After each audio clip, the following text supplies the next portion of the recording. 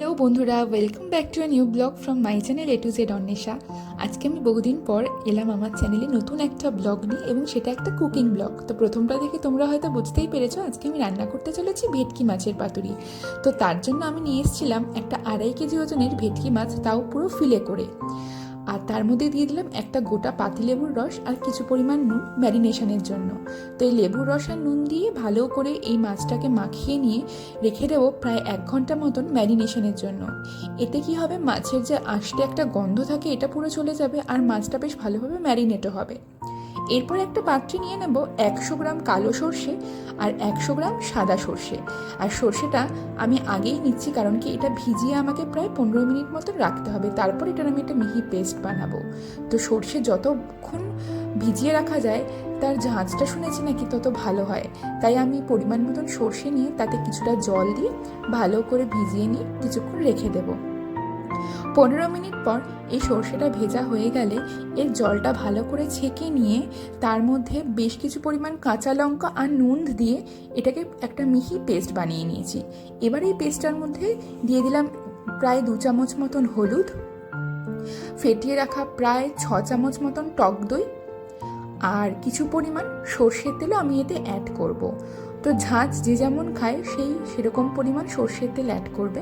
আমি একটু মিডিয়াম ঝাঁঝ পছন্দ করি, খুব বেশি ঝাঁঝ আমি পছন্দ করি না, তাই আমি সর্ষের তেলের পরিমাণটাও তুলনামূলক একটু কমই নিয়েছিলাম বলা যেতে পারে। আর এতে আমি আলাদা করে আর নুন দিচ্ছি না, কারণ কি সর্ষেটা বাটার সময় আমি মিক্সচারের মধ্যে নুন দিয়ে পুরোটাকে বেটেছিলাম।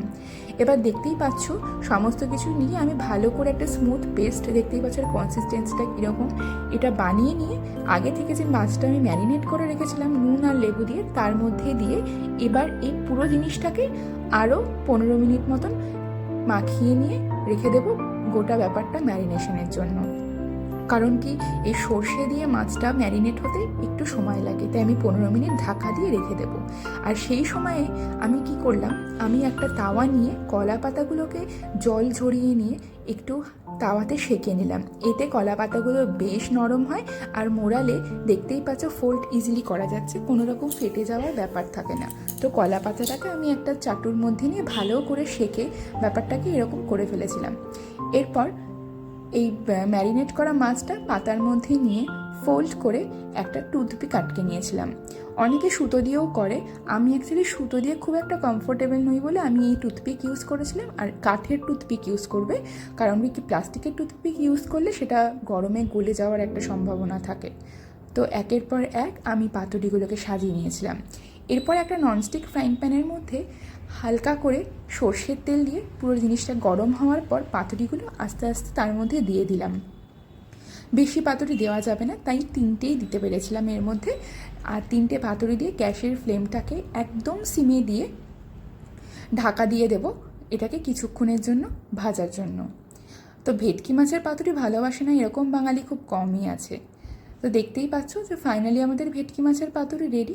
পুরো ব্যাপারটা হতে প্রায় আমার 15 মিনিট মতন লাগলো, 2 পিঠ পুরোপুরি ফ্রাই হয়ে যাওয়ার জন্য। এবার দেখতেই পাচ্ছ জিনিসটা খোলার পর এরকম দেখতে হয়েছিল। আর নিজে রান্না করেছি বলে বলবো না, খেতে কিন্তু আমার বেশ ভালোই লেগেছিল।